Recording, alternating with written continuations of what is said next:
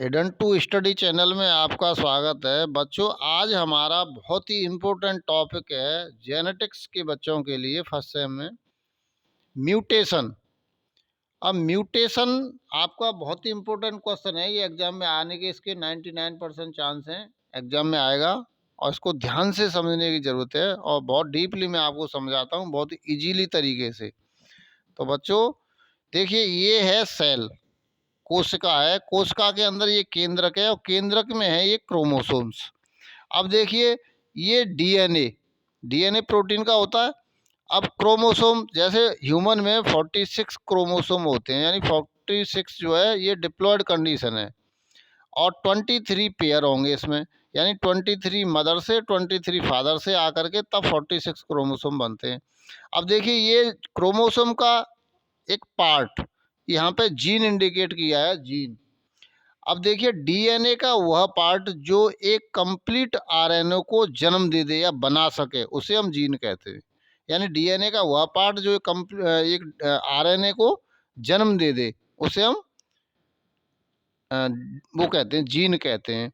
अब आरएनए कोई सा भी हो सकता है, जैसे आरआरएनए, टीआरएनए, एमआरएनए, कुछ भी हो सकता है, ठीक है ना। इस तरह से इसकी थ्योरी है। अब देखिए यहाँ म्यूटेशन की डेफिनेशन, चेंज इन क्वांटिटी और quality of genetic material is called mutation.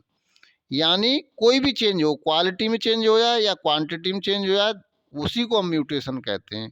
किसके? जेनेटिक मटेरियल के। अब हिंदी में समझिए इसको, म्यूटेशन जेनेटिक मटेरियल में किसी भी प्रकार का मात्रात्मक या गुणात्मक परिवर्तन म्यूटेशन कहलाता है। यानी उसकी क्वालिटी चेंज हो जाए या क्वांटिटी चेंज हो जाए, वो सब म्यूटेशन है। अब देखते हैं म्यूटेशन होता कैसे है, इसका कॉज क्या है, कारण क्या है, म्यूटेशन क्यों हो जाता है। कोई ऐसी मस्ती नहीं चढ़ी कि ऐसी म्यूटेशन हो जाए। तो म्यूटेशन अकर बाई म्यूटाजेंस, यानी कुछ म्यूटाजेंस की वजह से म्यूटेशन होता है। जिसके द्वारा म्यूटेशन होता है उसे हम म्यूटाजेंस कहते हैं, ठीक है ना। अब देखिए, म्यूटाजेंस कितने प्रकार के होते हैं। एक होता है फिजिकल और एक होता है केमिकल। अब फिजिकल में क्या होता है, जो डायरेक्ट इम्प्रेस प्रेस कर दे, किसी चीज़ को ठोक दे।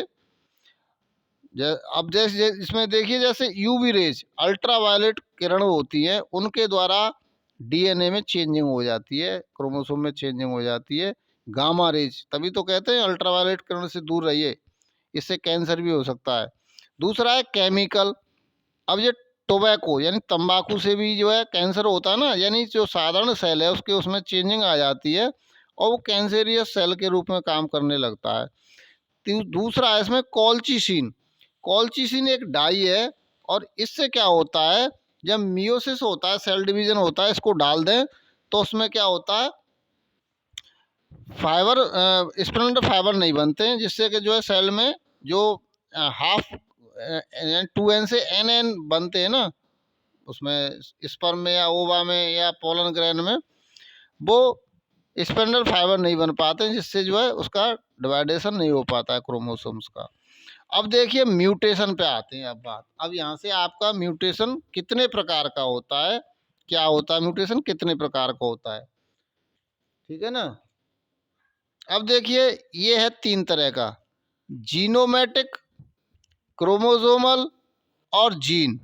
यानी जीनोमैटिक म्यूटेशन, क्रोमोसोमल म्यूटेशन और जीन म्यूटेशन, 3 तरह का म्यूटेशन होता है। अब देखिए, यहाँ आपको 2 क्रोमोसोम दिखाए हैं।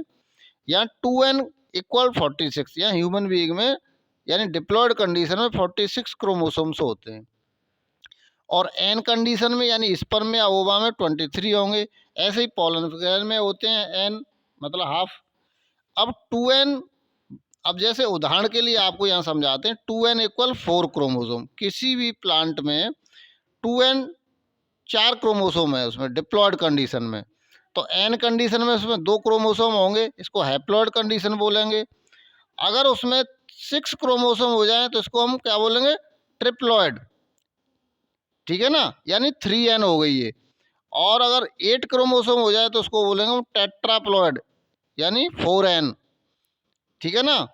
तो यानी एक एन में 2 क्रोमोसोम है जितने क्रोमोसोम हो जाए उतने एन हो गए, ठीक है ना। अब बात करते हैं आगे जीनोमैटिक म्यूटेशन के बारे में। हो गया। अब देखिए यहाँ बात करते हैं जीनोमैटिक म्यूटेशन की, ठीक है ना। अब देखिए क्रोमोसोम की संख्या में परिवर्तन जीनोमैटिक म्यूटेशन कहलाता है, यानी क्रोमोसोम की संख्या घटना बढ़ना, ये जीनोमैटिक म्यूटेशन में आता है। यानी change in number of chromosomes, chromosomes के नंबर में संख्या में चेंजिंग होना। ये दो तरह, इसको डिवाइड करते हैं दो भागों में, पॉलीप्लॉइडी और एन्यूप्लॉइडी। अब पॉलीप्लॉइडी की हम पहले बात करते हैं। 2n प्लस n बराबर 3n, यानी 2n कंडीशन डिप्लॉयड होती है, उसमें पूरा का पूरा एक हैप्लॉइड साइड और जुड़ जाए तो उसको हम 3n कंडीशन बोलेंगे। अब 2n में 2n और जुड़ जाए, यानी पूरी हैप्लॉइड कंडीशन डबल पूरी की पूरी आ जाए, तब उसको हम 4n बोलेंगे।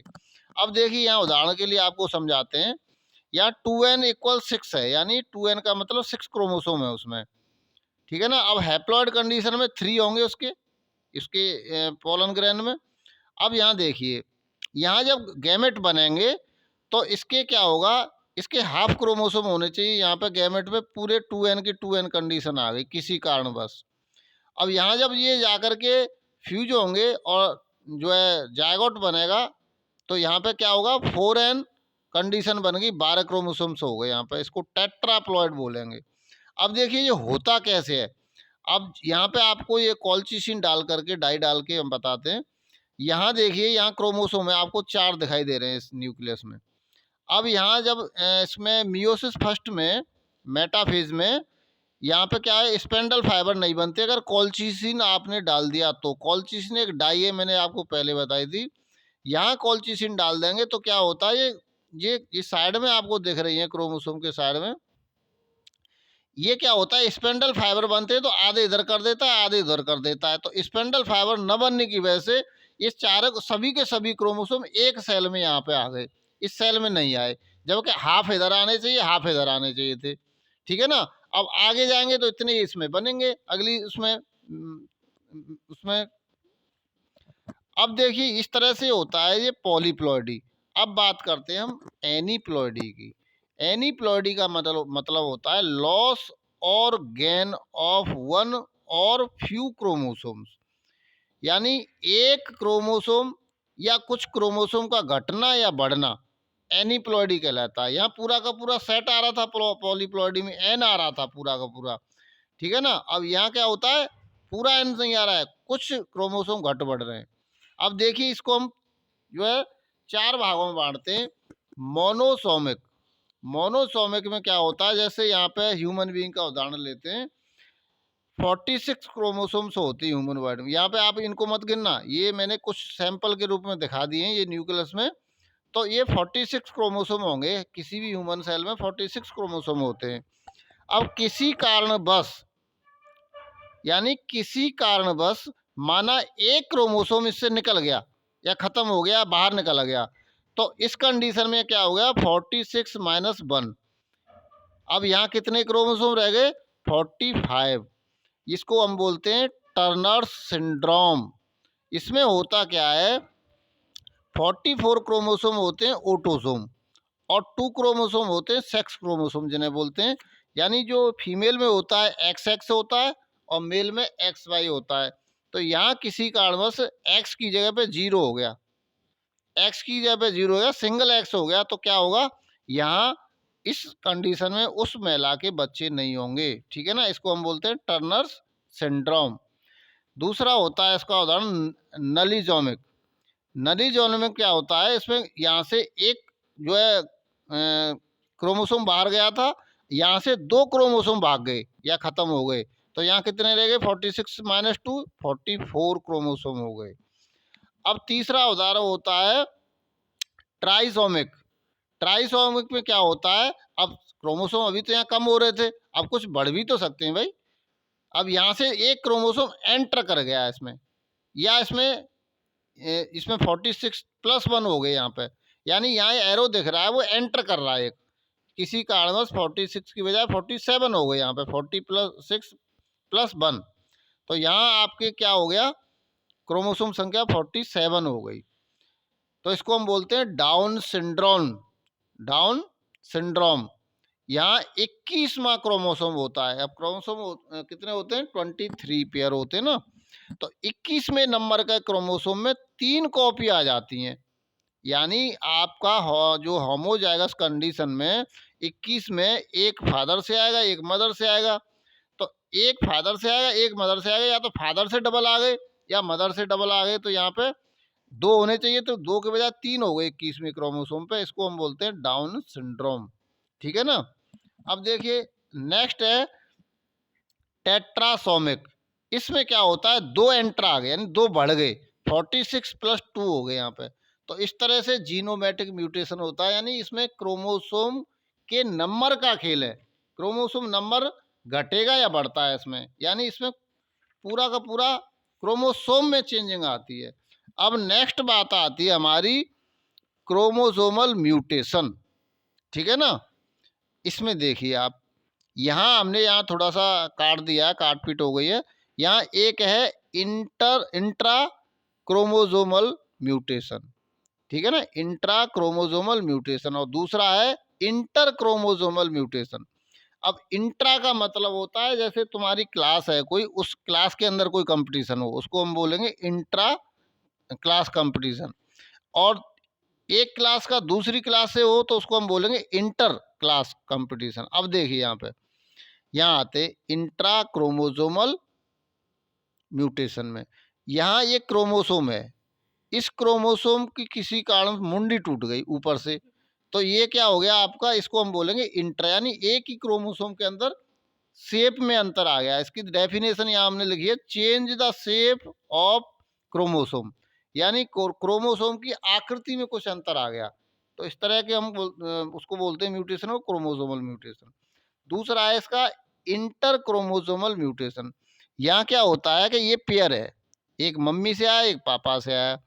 अब इसकी मुंडी टूट गई, और मुंडी टूट टूट के अपने होमोलोगस कंडीशन में, यानी फादर के पे या उस पर मुंडी दूसरे क्रोमोसोम पर, अपने होमोलोगस क्रोमोसोम पर जाके चिपक गई।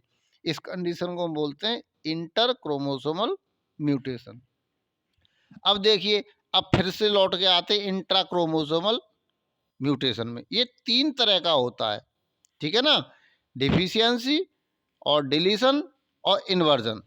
अब देखिए डिफिशियंसी की बात करते हैं। इसमें एक क्रोमोसोम है, इसकी मुंडी टूट के गिर गई, इसको हम बोलते हैं डिफिशियंसी, यानी कमी हो गई कुछ। दूसरा है डिलीशन। इसमें कुछ नहीं है, ये क्रोमोसोम है, एक क्रोमोसोम से बीच का हिस्सा टूट के बाहर निकल गया और ऊपर नीचे का जुड़ गया, इसको हम बोलेंगे डिलीशन। ठीक है ना। अब तीसरा है इन्वर्जन। इसमें क्या होता है, एक क्रोमोसोम है, उसका जो ऊपर का हिस्सा टूट के उल्टा जुड़ गया, टूट के उल्टा जुड़ गया, तो उसको हम बोलते हैं इन्वर्जन। अब बात आती है तुम्हारी इंटर क्रोमोसोमल की। ये 2 तरह का होता है, एक तो होता है इनर्सन और दूसरा होता है ट्रांसलोकेशन। अब इनर्सन कंडीशन में क्या होता है, ये क्रोमोसोम यहाँ से टूटा और इसके ऊपर जाकर के अपने होमोलोगस कंडीशन में जाके दूसरे पे चिपक गया।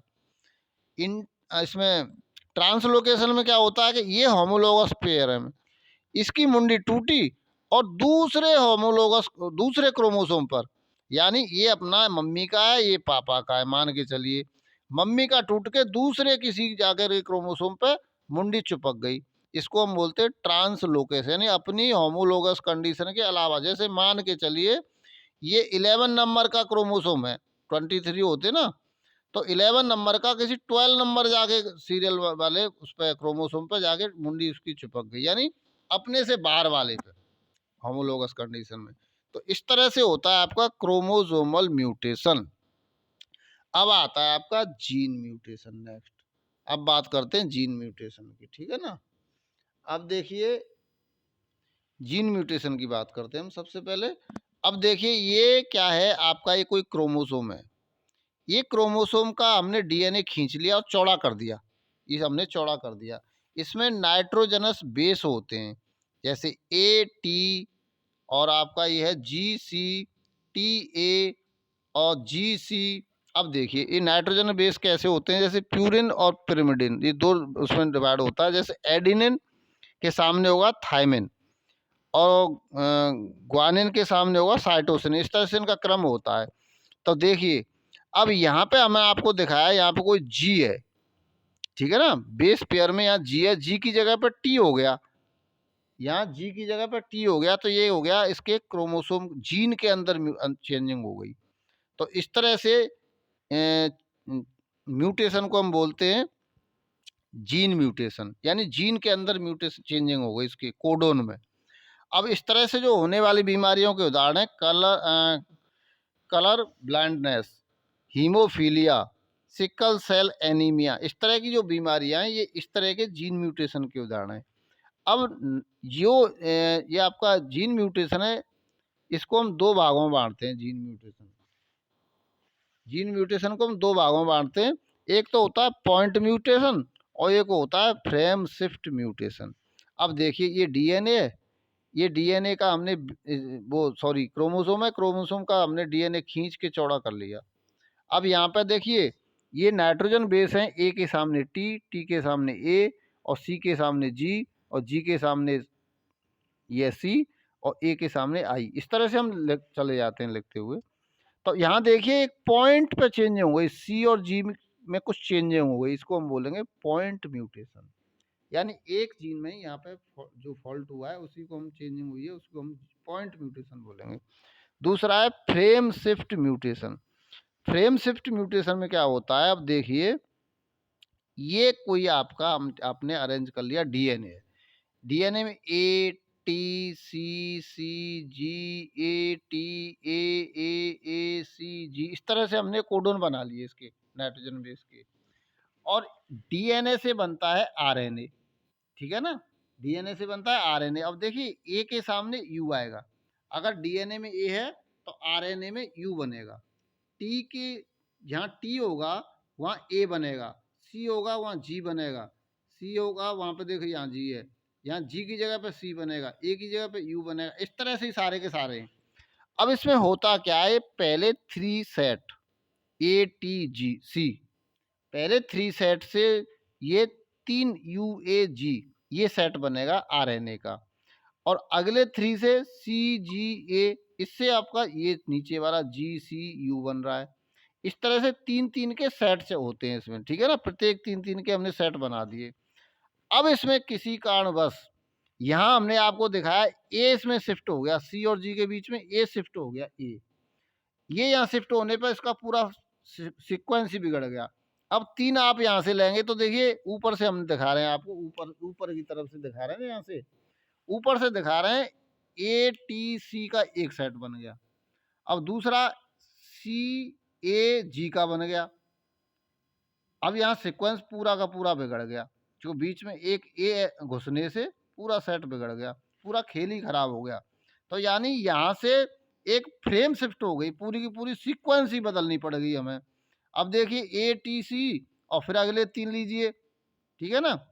अब दूसरे में सी ए जी यहाँ पे आके रुक गई, जबकि हमारी पहली नीचे वाली कहाँ है, ए तक है। अब यहाँ से ए टी जी, इस तरह से सीक्वेंस उसका बिगड़ गया, उसी हिसाब से आरएनए का बिगड़ेगा। अब इसी से ये कोडोन है आपके यू ए जी, इससे एक प्रोटीन बन गया। दूसरे जी सी यू, इससे तुम्हारा दूसरा प्रोटीन का बेस बन गया, ये वाला, ठीक है ना। अब देखिए, अगले 3 सेट से ए यू यू, इससे तुम्हारा तीसरा प्रोटीन का सेट बन गया। यानी ये प्रोटीन जो अमीनो एसिड से मिलके बनी होती है, तो अमीनो एसिड कोडोन बन रहे हैं।